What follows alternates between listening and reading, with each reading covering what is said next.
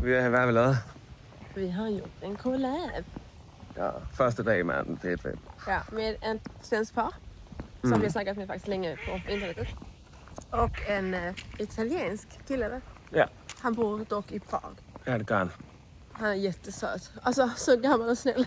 Ja, men Han ser sådan ligesom sådan... Men han er fucking legende.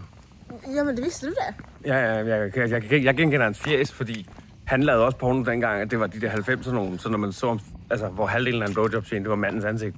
Ja, han var jättegullig. Ja, det var kul. Och Fed pik eller noget. Ja, den var väldigt, alltså den var tjock. Ja. Men det, alltså, Og ikke for lang, så det var faktisk lige... Ja, den var faktiskt nice, men det var heller inte för tjock. Nej. Nej, det var inte Dimitri. Nej. Men det var nice. Det var kul. Hvad skulle det tage? Så träffade vi en kollega. Ja. Till mig.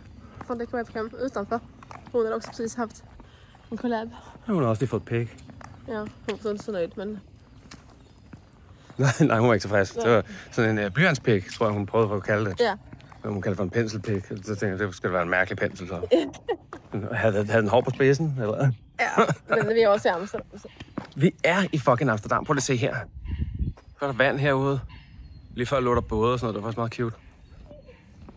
Og den her lille los har fulgt efter os hele vejen fra hotellet. Ja, det var trevligt. Det er faktisk inte så kallt mere. Nej, det er overhovedet ikke koldt. Det blåser inte lika mycket. Det er virkelig dejligt at gå hjem på den her måde. Mit hår er crazy. Mit hår?